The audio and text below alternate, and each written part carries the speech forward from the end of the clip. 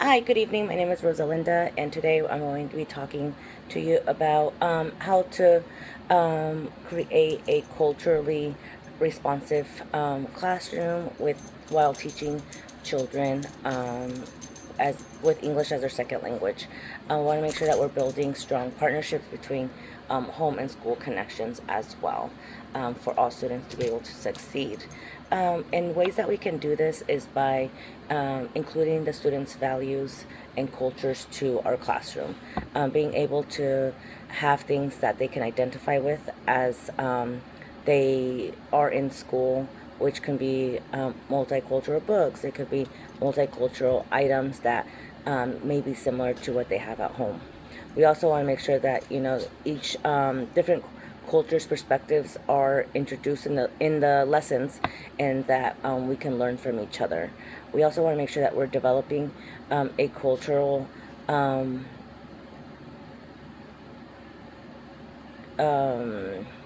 environment where we want to make sure that we're saying things correctly, so the students know that we value them and we see them also, and being able to avoid mistakes or assuming things as the teacher, right?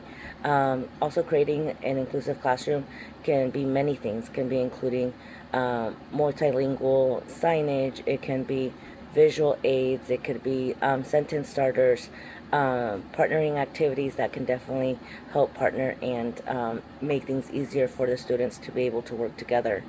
Also, having classroom materials that represent diverse students or diverse communities as well. Um, One of the other things that we can also focus on is supporting the home language. Speaking two language, three languages is always a great thing, and letting the students know that that having a different language other than English is a positive thing that they can do. Um, we also want to make sure that we incorporate it in our learning or in our classroom so they have a sense of connection, as well as having bilingual books, things that translate, knowing the basic words in each language is very supportive for them too. And also other things, strategies that we can do to support um, children with the different strategies. As already mentioned, visual aids. Visual aids are always an important thing. They always translate to the same meaning in any language. Role modeling, having hands-on activities where students can definitely repeat and practice the skills that they are learning.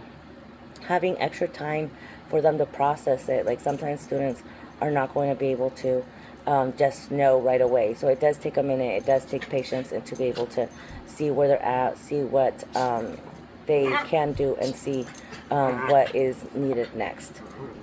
Also want to make sure that we consider the strengths and the needs, right? Always use their students' strengths for the best of them, especially when it comes to culture, identifying who they are, language levels, their previous education. As much as information as we get can really help us navigate the school system or the school year, as well as helping and accommodate these students with what is needed for them to grow and succeed.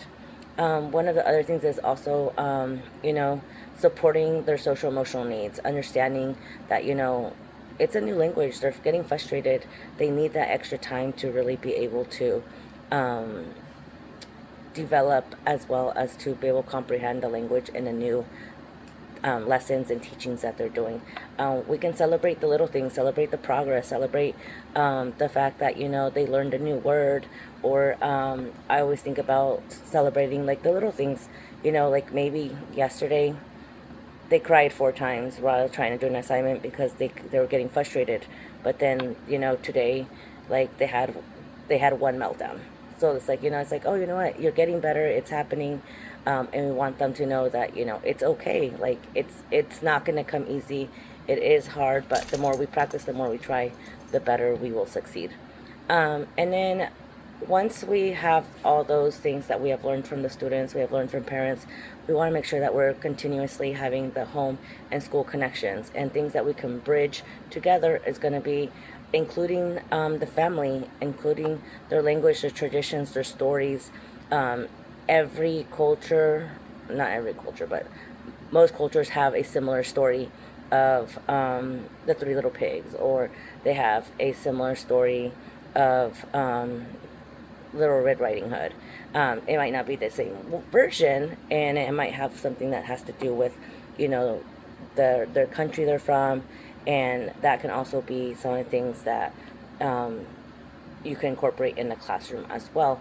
That will bring them joy, that they will be able to acknowledge and be able to value, because it's something that they are already familiar with. Also using the translated information, having parents understand what's going on, having the information translated in the language that's best going to be for understanding. A lot of times I like to use newsletters, and then right next to the English version I have it in, let's say, a Spanish version. A lot of my students speak Spanish, so I want to make sure that, you know, I'm able to pass that on. If I do have a family that says, oh, you know, they don't speak Spanish, they speak a different language, then I will find somebody that can translate it. Nowadays we have Google Translate, we have different things that can translate it, and it doesn't always translate in the best way, but we have to try to do our best to be able to communicate in a respectful manner and help the parents understand what the expectation is. We can also encourage families to have like literacy night, come and join the school activities, conferences, build that partnership whenever we can, and really give them the supports that they need in order to succeed. So I wanted to thank you for your time and everything, and hopefully this information was valuable to you, as well as being able to find different ways to support our students in the English language classrooms. Thank you.